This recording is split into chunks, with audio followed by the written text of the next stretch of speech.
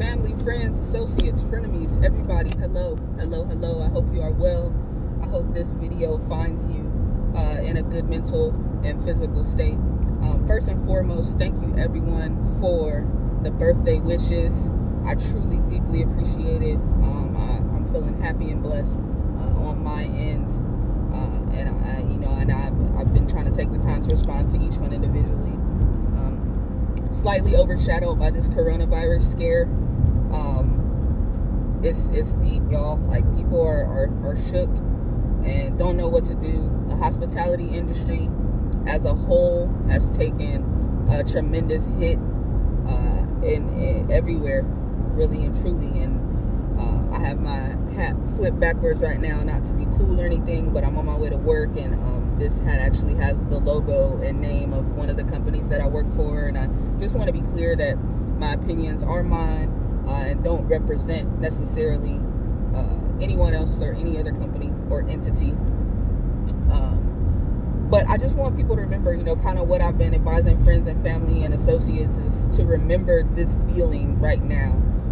We as Americans are so quick to forget when we're living high on the hog, as one of my dad's sayings. He says, when you're living high on the hog and fat and happy and everything's going great, economy's booming, we just kind of roll along, But I know, unfortunately, in this particular role, in this job, I work as a restaurant manager, and we've had to lay off probably about 97% of our staff, and we're advising them to file for unemployment at this time because we just don't have the business.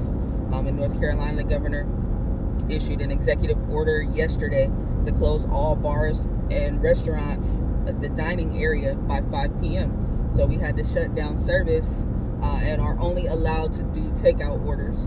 And even in doing those takeout orders, we're doing maybe a third of the business, without getting too specific with numbers, probably about a third of the business that we normally do in takeout. And it's because people are scared. It's because people are conserving their resources. They want to keep shop and cook and eat at home. They don't know what's coming, what the economy's going to do. A lot of people are living paycheck to paycheck. I know a lot of our team unfortunately lives paycheck to paycheck or tip to tip.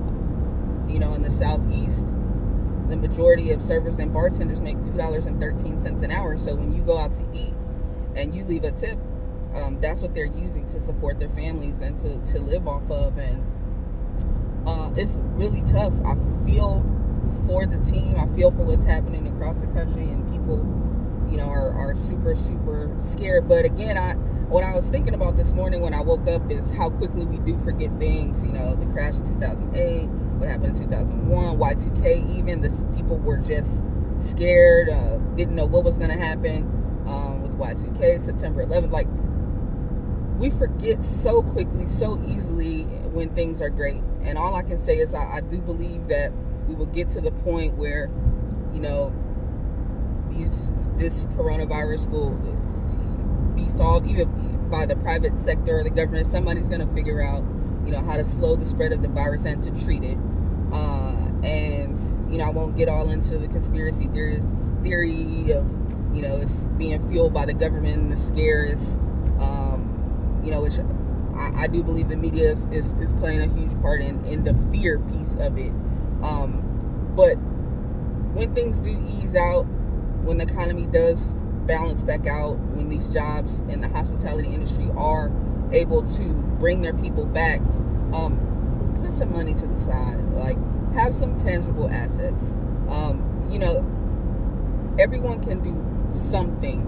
I was listening to Mike Maloney the other day, and if you don't know who he is, he's a big guy in precious metals, and he talks about gold and silver a lot. Like, he says, anybody, and I use the term anybody very loosely, but anyone can buy a $20 silver piece. You know what I mean? Like, and have something you can hold on to. Then when I say tangible assets, I don't knock people who do stocks and bonds and all that other stuff. And I'm not an expert in this area, but something that you can build security for your household.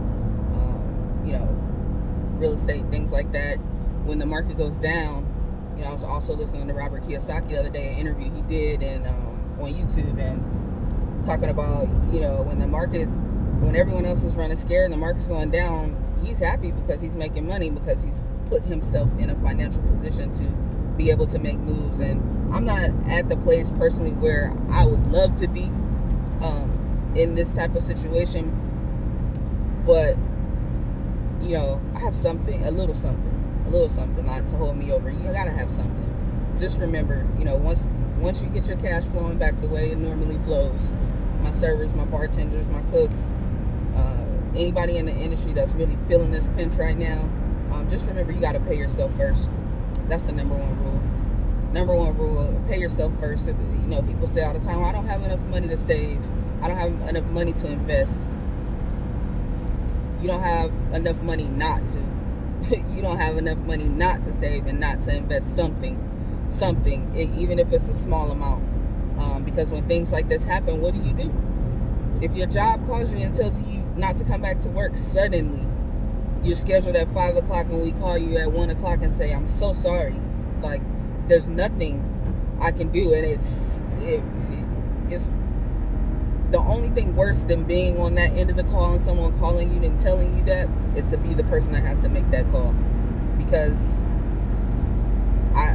we have no control. Restaurant managers, owners, we have no control over the fact that, okay, business is just not there. If the business is not there, no matter how much we love you and want to take care of the team, we can't afford to pay you. So please take care of yourself, take care of your families. Remember this feeling when things flip back. Remember that, don't be so quick to forget when we go back to living high on the hog. That's really all, you know, I just really want to share that. And, you know, timing is everything. So think about it now while you can. And, you know, if you have other ways to generate income, that's awesome. You know, it's another thing to think about. Set yourself up so that you always have multiple ways to generate income, not just one way, not just a job. You know, start a small business. Now's a good time to start thinking about that kind of stuff. If you're at home and can't go to work, start brainstorming about what are some things you can do, you know, because we don't really know how long the scare is going to last either, you know. So don't just sit back waiting and hoping and wishing and praying. I mean, you can wait and hope and wish and pray, but don't only do that. Brainstorm, strategize, get together with, you know, friends and family and figure out how you can support each other and lift each other up. All right? If there's anything I can do for you, holler.